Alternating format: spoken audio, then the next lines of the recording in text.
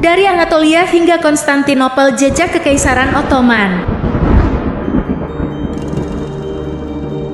Pada serial video bagian 1, kami uraikan beberapa faktor latar belakang berdirinya Kekaisaran Ottoman dari Anatolia hingga Konstantinopel.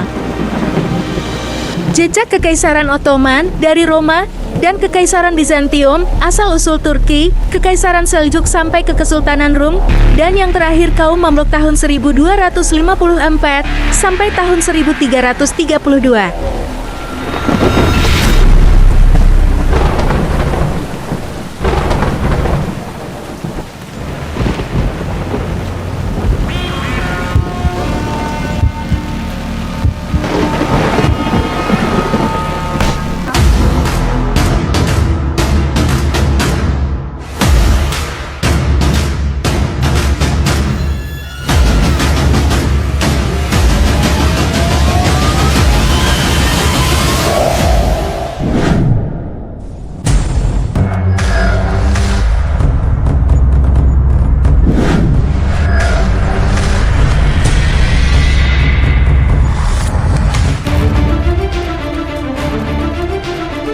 Membuat latar belakang Kekaisaran Besar Ottoman.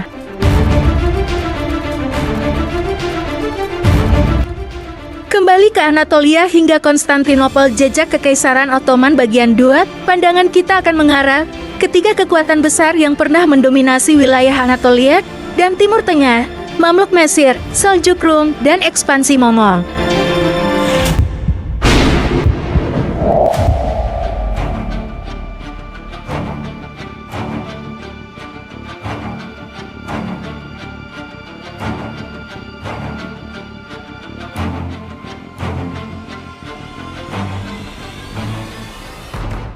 Mamluk Mesir telah mencapai puncak kejayaannya di bawah kepemimpinan yang bijaksana. Di timur, Seljuk Rum, sebuah dinasti Turki yang kuat, telah mengukir namanya dalam sejarah.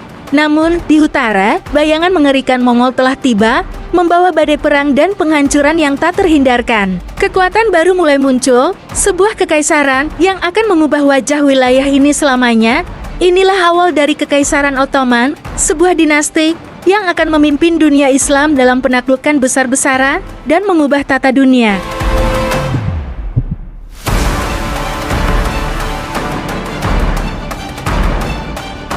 Mari kita meresapi perjalanan ini bersama-sama melalui intrik politik, peperangan epik, dan pertemuan budaya yang akan membentuk sejarah dan mengubah dunia seperti yang kita kenal. Jadi, segera pasangkan sabuk pengaman Anda dan siapkan diri Anda untuk melompat ke dalam perjalanan sejarah yang tak terlupakan. Mari kita mulai.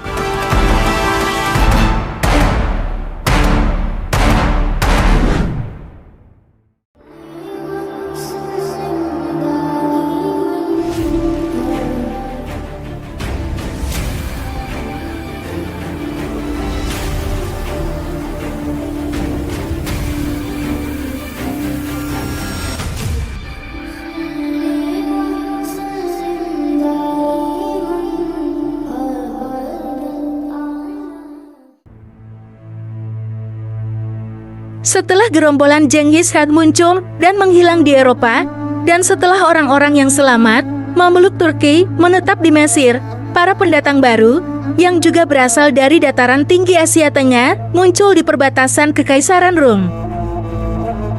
Tidak seperti para pendahulu mereka tidak menonjol atau banyak, sehingga kedatangan mereka hampir tidak diperhatikan.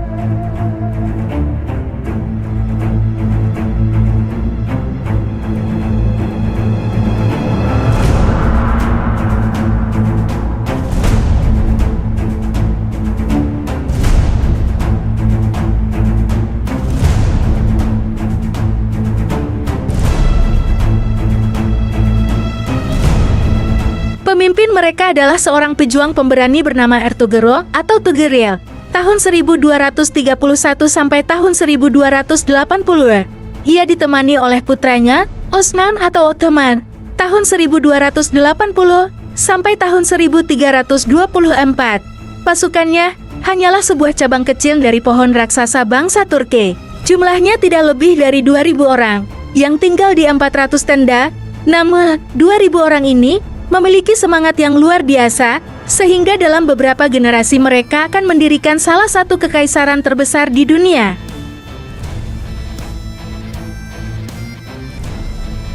Ceritanya, suatu hari Ertugrul sedang melintasi dataran tinggi Anatolia Tengah ketika ia melihat awan debu di Cakrawala.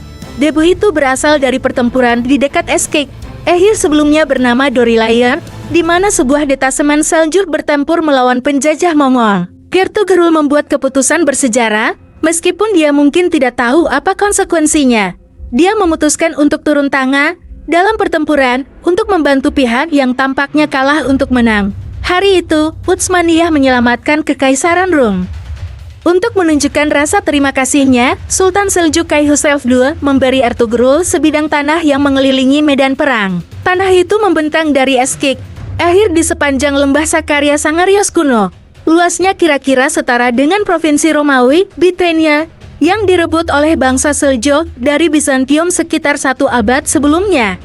Osman I mendirikan sebuah kerajaan kecil di sana, yang ia sebut Memalik Osmanya, atau Kerajaan Osman. Dia menjadikan Bursa sebagai ibu kotanya pada tahun 1305, dan menaklukkan Gemlik pada tahun 1326, meletakkan dasar-dasar yang kelak menjadi Kesultanan Utsmaniyah.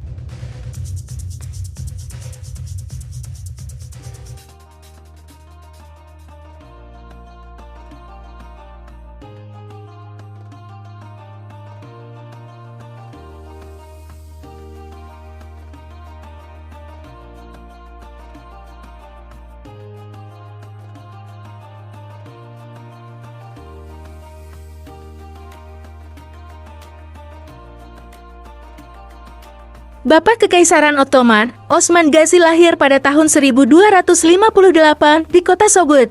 Ayahnya bernama Ertugrul Gazi dan ibunya bernama Haimu Sultan. Osman Gazi adalah seorang pria jangkung dengan wajah bulat, kulit gelap, mata coklat, dan alis tebal.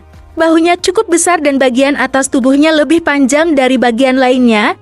Dia mengenakan mahkota Khorasan dengan gaya Chagatai yang terbuat dari kain merah lebar.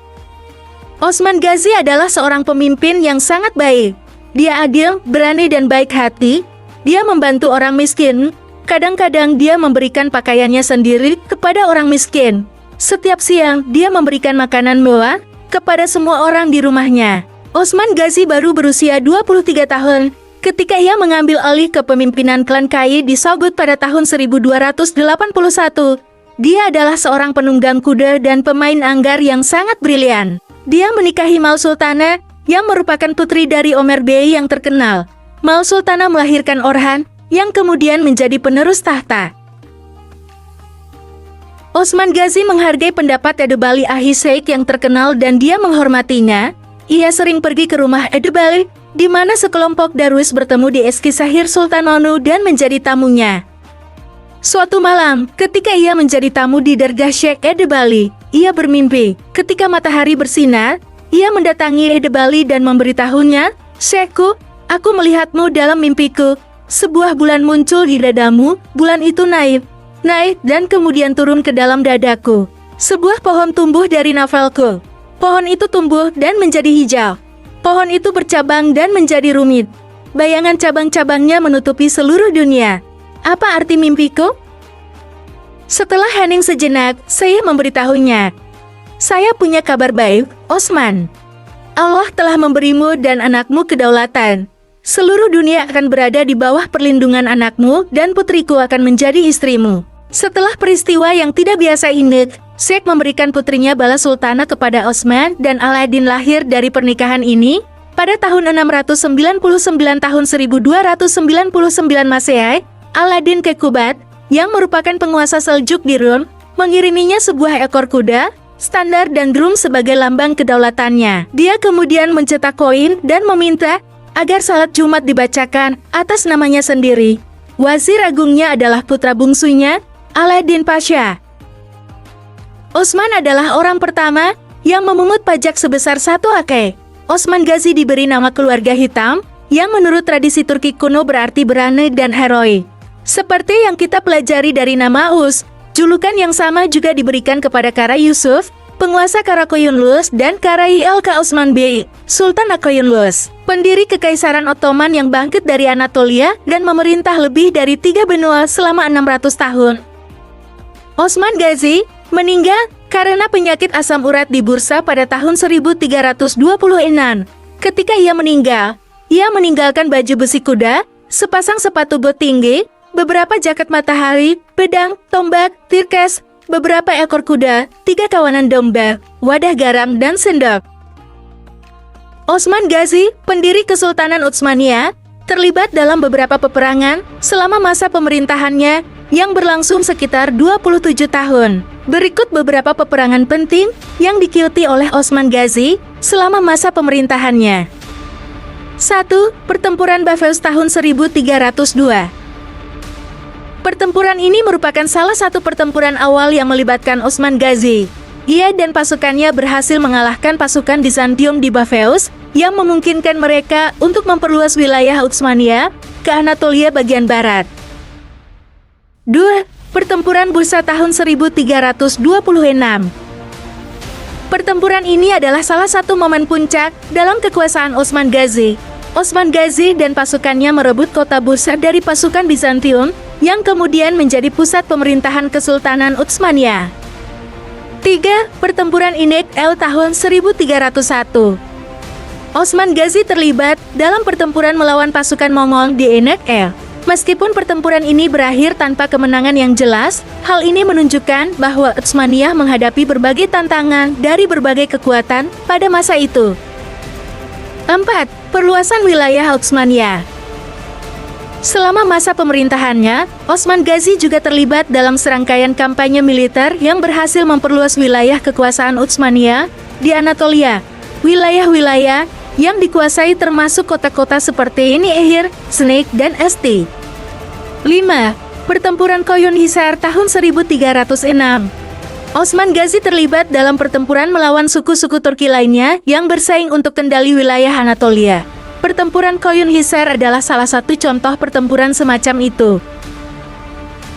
Selama masa pemerintahannya, Osman Gazi dan pasukannya terlibat dalam serangkaian konflik yang membantu memperluas wilayah Kesultanan Utsmaniyah dan mengkonsolidasikan kekuasaannya di Anatolia. Peperangan dan kampanye militer ini membentuk dasar-dasar awal bagi Kesultanan Utsmaniyah yang akan terus berkembang di bawah kepemimpinan putra-putranya dan penerusnya.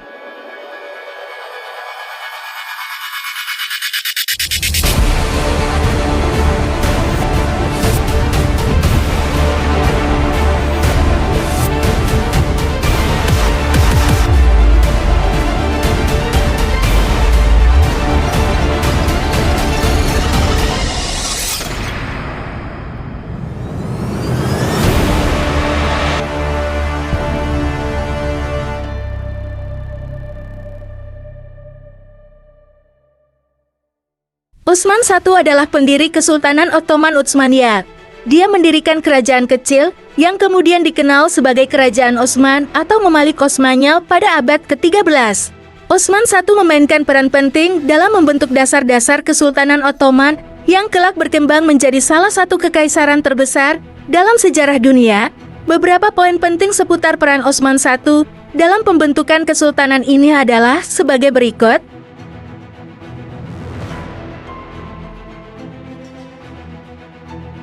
1. Pendirian Kerajaan Osman. Osman I memulai pemerintahannya sebagai pemimpin wilayah kecil di Anatolia Barat Laut pada akhir abad ke-13.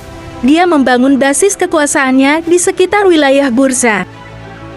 2. Ibu kota di Bursa pada tahun 1305. Osman I menjadikan Bursa sebagai ibu kota kerajaan Osman. Ini adalah langkah penting dalam pembentukan kerajaan yang lebih besar. 3. Ekspansi wilayah. Osman I dan pasukannya terus melakukan ekspansi wilayah dan salah satu pencapaian pentingnya adalah penaklukan Gemlik pada tahun 1326. Ini adalah salah satu langkah awal dalam perluasan wilayah yang kemudian menjadi bagian dari Kesultanan Ottoman. 4. Pemberian nama. Kesultanan Ottoman dinamai dari nama Osman I. Dalam bahasa Turki Ottoman, nama Osmandyja sebagai Utsmaniyah atau Ottoman dan inilah asal nama kesultanan tersebut. 5. Penggantian dinasti. Setelah wafatnya Osman I, putranya Orhan Gazi menggantikannya dan melanjutkan ekspansi wilayah serta pembangunan kesultanan.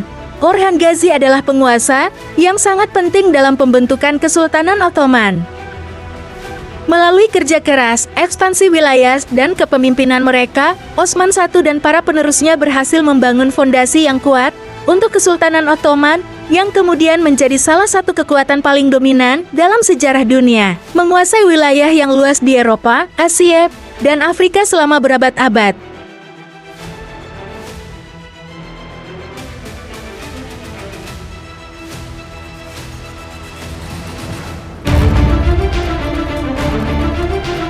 Jangan lupa untuk memberikan like jika Anda menikmati video ini dan berlangganan saluran Langit Atas Indonesia untuk konten sejarah yang lebih menarik. Kami akan terus menjelajahi berbagai aspek sejarah yang menarik dan berbicara tentang peristiwa-peristiwa penting di masa lalu. Sampai jumpa di video bagian ketiga. Dari Anatolia sampai Konstantinopel, jejak sejarah Kekaisaran Ottoman.